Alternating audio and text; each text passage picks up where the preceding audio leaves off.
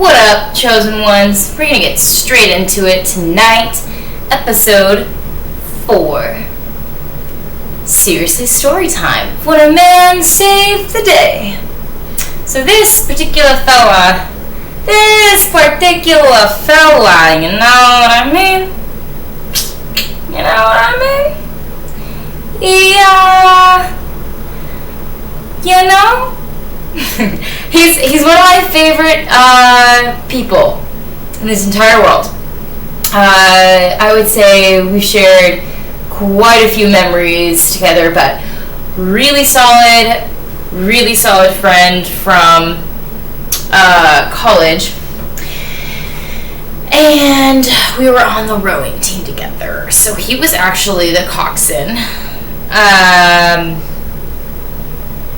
which is the guy in front, the person in front of the boat who keeps everyone on pace by vocalizing loudly, audibly. And they're generally okay with kind of being smushed in the front and just telling everyone what to do. Like it's a position that requires much trust. They're the ones steering the boat. It's a lot, and they're the heartbeat of the entire boat while there's a race going on, and they'll be the ones to direct you what kind of strokes the boat needs in order to. The coxswain is doing the job of 3 people in one. It's literally steering the boat by pushing these little wires, because they're literally up. So say this is the front of the boat, and they're sitting like right here, and like kind of like tucked in. It's like the shells, you know, like the shells, like the racing shells, and they like have wires here and here that they tug on to steer the boat. Then they're also gauging in a race competition and then also telling what the entire boat needs, exactly what kind of strokes and from which seats. So the role of a coxswain requires high leadership and emotional intelligence and stamina and mental endurance. So pretty awesome stuff, and I could go on and on about my love for rowing and for the sport. I'll spare you. So there was this time where he really came in clutch, and that's what I want to share about in this episode today.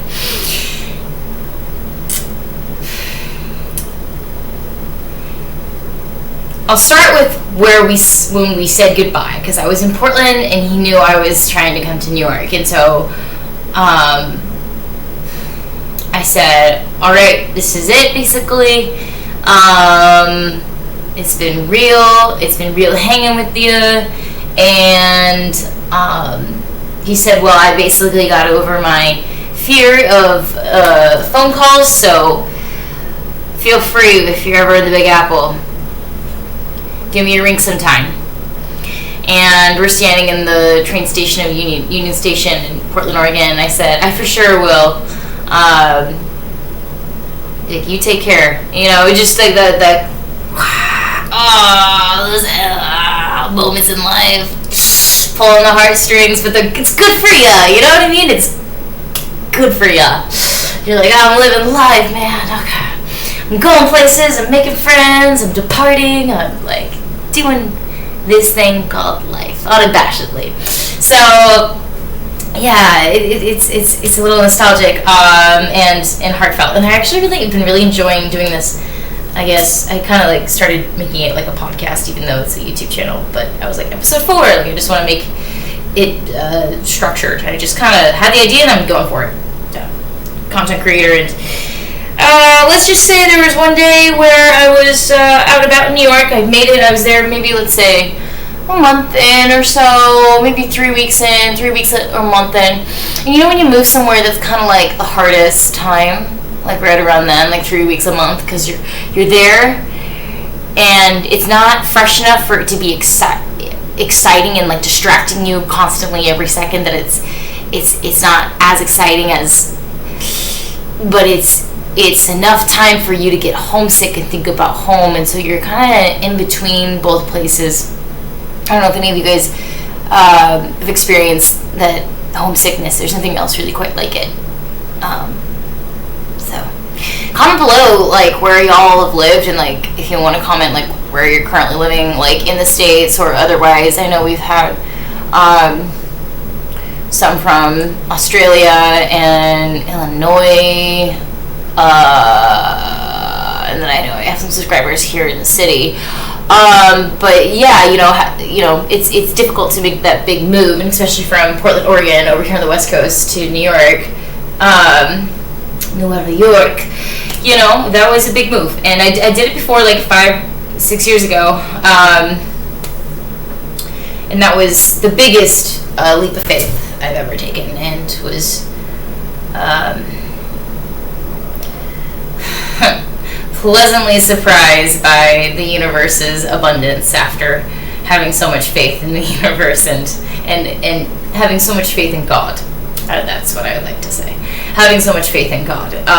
It was between him and I before I left for my first big move. But yes, there's all those feelings and stuff, right? So I'm out doing my thing, playing bongos in Union Square in the city, and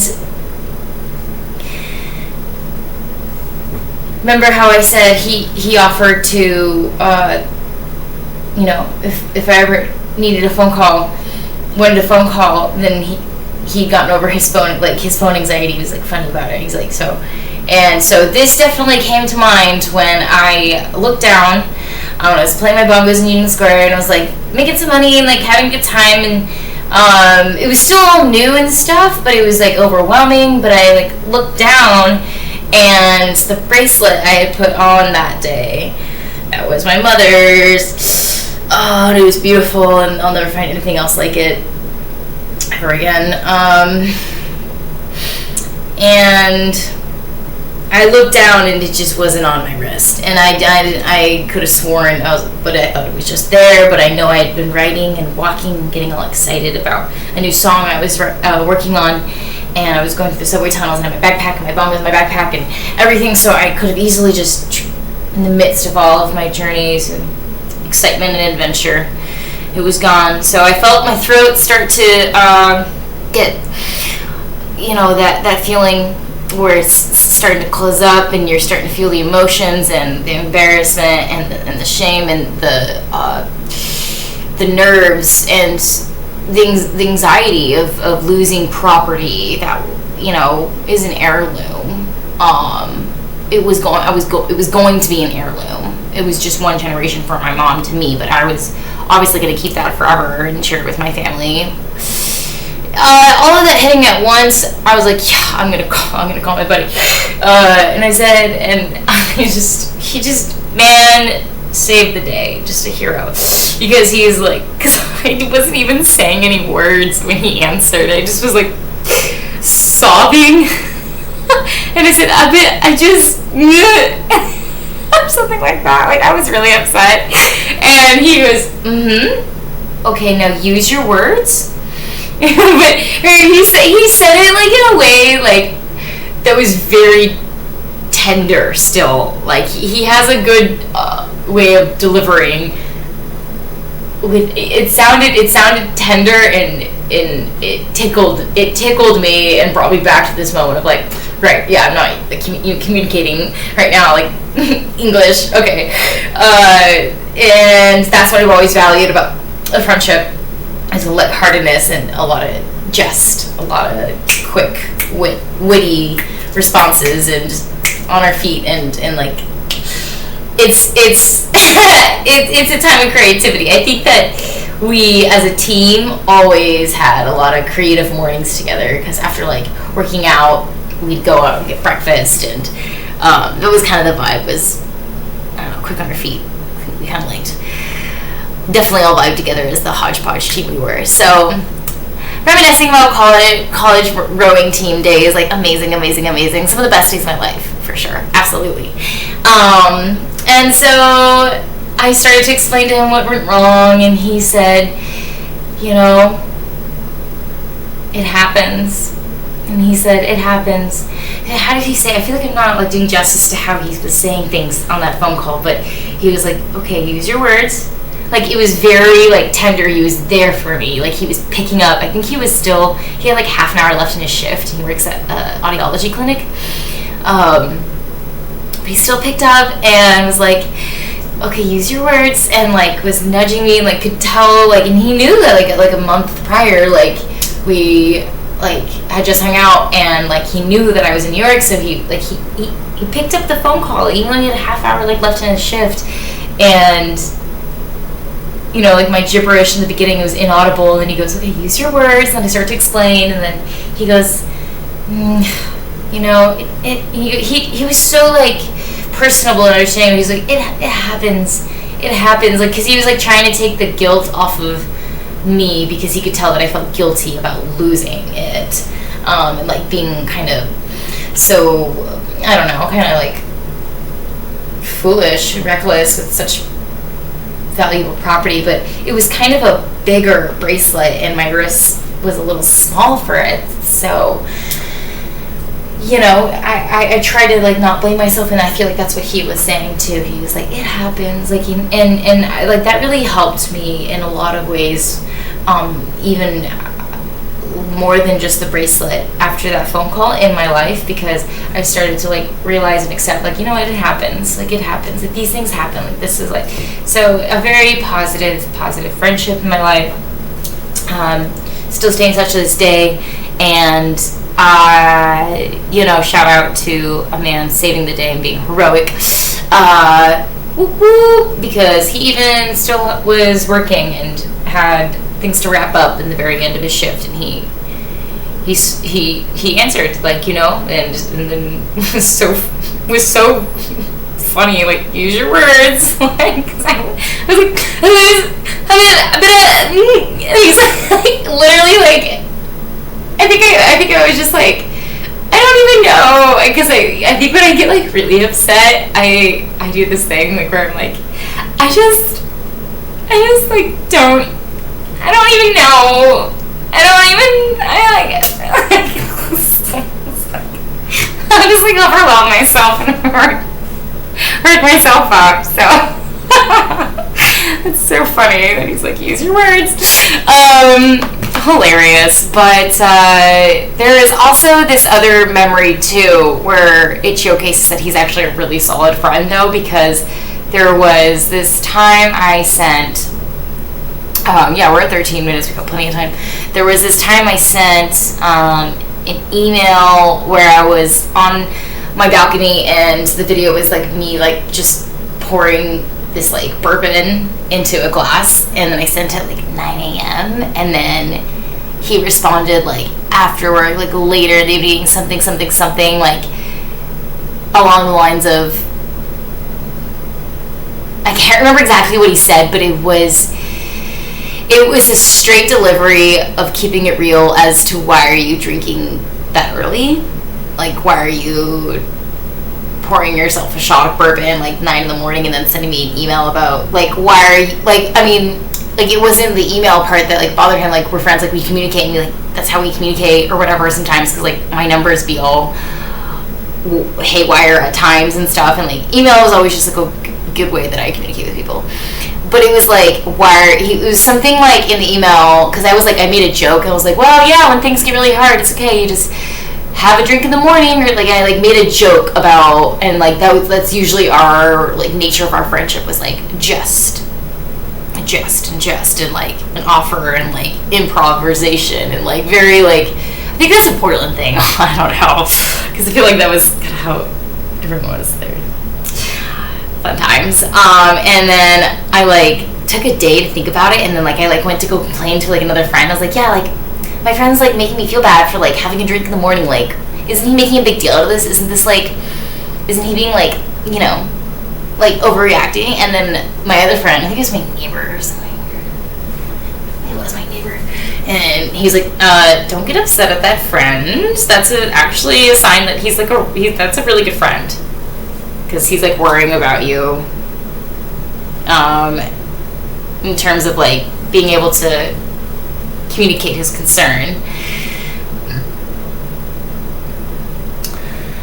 And that was really, honestly, very helpful in my life, after I could swallow my pride and just be like, oh, okay, like, yeah, he has a point. And I did have an issue with drinking back then. I don't know if I like talked about that before, but I have, like, in a video and stuff, but I wasn't like super specific about it. But yeah, like I overdid it for a while, and then like I suffered the consequences, and then I went through like all that pain, passing kidney stones, no fun. And like now I think I'm like 100% over it, like, because I feel amazing, and I've been going to the gym, and I've been hydrating, and I'm doing like lemon and lime, and I think a lot of citrus, so like everything just like feels amazing. Like I haven't been experiencing pain or flare up like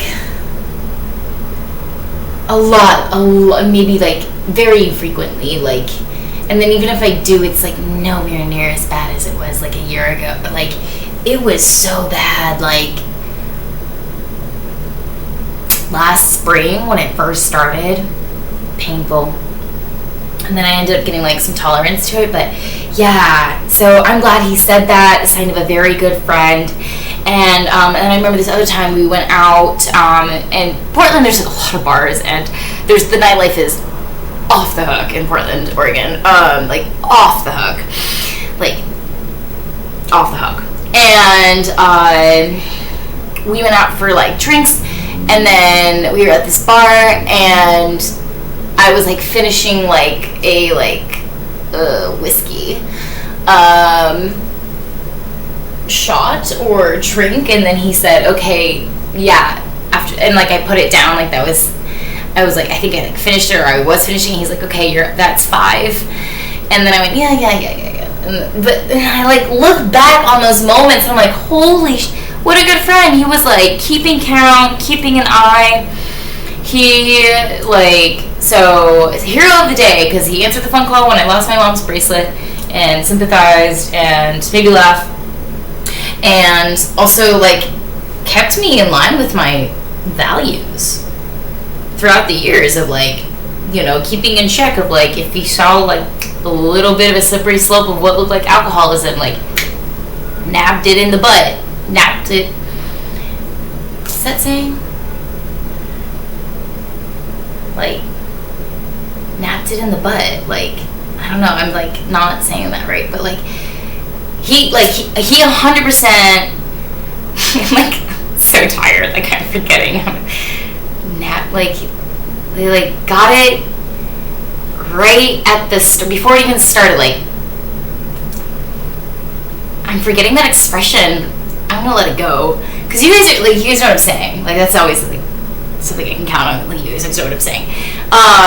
So he was able to like pinpoint it and be like, "Oop, that looks like slippery slope beaming of addiction." So I'm gonna be assertive. He was assertive but polite, and got his point across. And I was like, oh, maybe I am like drinking like in the morning, and maybe that's not super necessary, you know. And like it made me think, and I think he like went about it in smart ways too. So shout out to good friends, shout out to good men, shout out to awesome stories. Thanks for hanging out and listening to moi share some stories contigo, con ustedes, algo historias para todos. So yeah,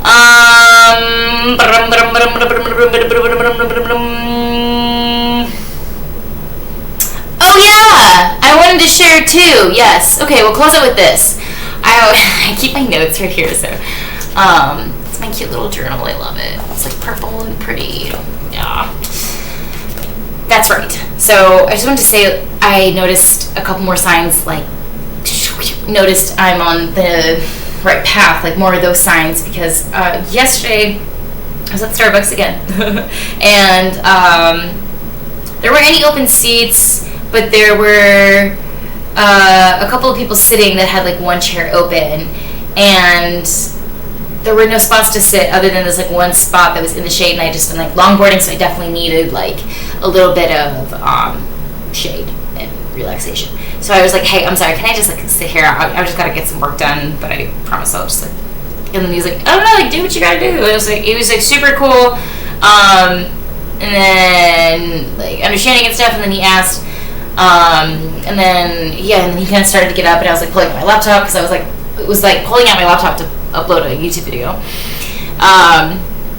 for the day. That was the Purse Man. I was uploading the Purse Man episode onto YouTube, and he gets up and he goes, do you want anything? And I was like, oh, that's nice. And I was like, I thought about it for a little bit, and I was like, oh, like a chocolate croissant, I guess. Thanks so much. And he's like, yeah, no problem. And I was like opening my laptop and stuff, and like I saw the first title I saw as soon as I was opening up the YouTube was "Big Money Coming to You," like big wealth and abundance. And then he comes back and sits back down, and I said, so you're into plumbing? And because he had like plumbing right here, like the company name, he said, yep. And he said, good money.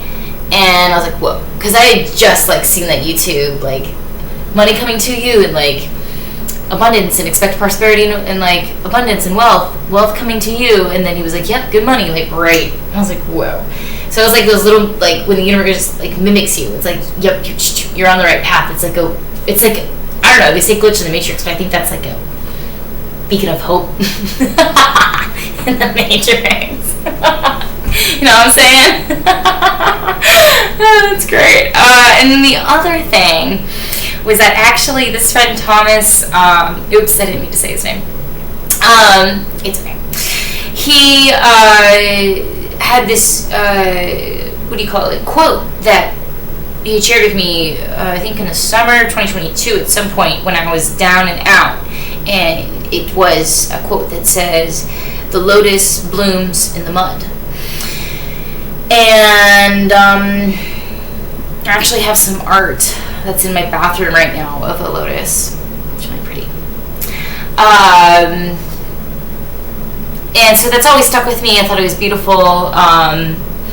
And it's just strong. It's a beautiful visual too. I love that quote. And so I was on my way to the gym tonight, and this girl was like kind of like standing, and I always like ask if people need like help getting in, because sometimes you're like stranded until somebody like gives you a charity swipe to get through the metro, or you get in illegally through the like emergency exit doors. Somebody like helps you out and opens that. But I saw her standing, and then I was like, "Do you need a swipe, Ma?" And she was like, like, and we were just like talking for a second, and then like my headphones like completely fell off and like fell on the floor, and I was like, "Oh, it happens all the time." And then she like picked them up, and then I was like doing that, and I was looking for my MetroCard, and I was like, "How's your day going?" And she said, "It's good. I just finished a great workout after I got off." And I said, "Oh no shit, I'm on my way to go do a workout." And she said, "Oh yeah?" And I said, "That's what's up." I was like, "Yeah, absolutely." And then I swiped her in. She goes, and I said, "Are you at Planet?" And then she was like, "No, it's this place called Session. It's really nice." And I said, "Okay." And then we started talking a little bit, and we exchanged Insta. And then I said, "By the way, what's your name?" And she said, "Well, my real birth name is, she said Marcy. I hope that's okay that I say her first name." And but then she's like, "But I go by Lotus." And then I kind of like put my hand over my mouth, and I was like, whoa, because like I feel like that's sort of like where I've been. I've sort of been like blooming in the mud. I don't know how to explain it, but like I feel like I've been transcending, or definitely ascending, definitely enlightened, definitely awakening, because I'm like cracking codes, and I'm like able to like push past the procrastination or the lack of motivation, or kind of flip something in my mind in order to get myself to do something, or just completely not think about it and just do it. So I don't know what any of that means, but I feel like I'm there, and it feels amazing. So that was kind of another example of the universe mimicking me, but in a good way. Like that isopracticism is an example of when you're having a really good conversation with a friend, and they're like smiling, back at you while you're smiling at them, or they cross their legs like this, and then you like, you're getting coffee and you're like talking, you're having a good time, and then they cross their legs right after you cross your legs, and it's like a sign of like harmony. And like I still practice like reflection and like mimicking each other. It's like a sign that everything's in tune. So awesome stuff. And like I was on my way to go work out, she just finished her workout, another mimicry sign. It's like, cool, I really am on the right path. And like I got into the gym at like 10:08, and then I walked up at 10:58. But I still did everything that I didn't get everything done that I wanted to. I was pushing it close, but I had a lot to do today, and I still have more to do. I have like a deadline by 9 a.m. I'm just gonna get I'm gonna set like a 3-hour timer and get like some sleep, but then I need to rehearse and print off some sides because I have an audition, so, and a deadline. But I'm feeling very proud of my progress for just jumping back on the horse, staying true to my true north. I've been waiting to drop that. I'm sorry. Okay, y'all.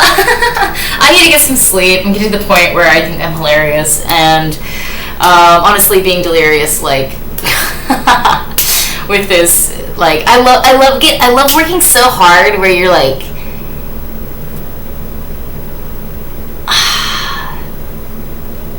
so even keeled that it feels good to even kind of consider like what would something more challenging feel like, because you're constantly challenging yourself. And so this like movement I've been doing has been so good for my mental health, because it makes me feel like I'm on my toes. That's what the mind body connection's all about, yo. So if you haven't like had a chance to go do some exercise, like, man, I really recommend it. It really, really, really, really helps. Especially for those that have had mostly adolescent athletic lifestyles.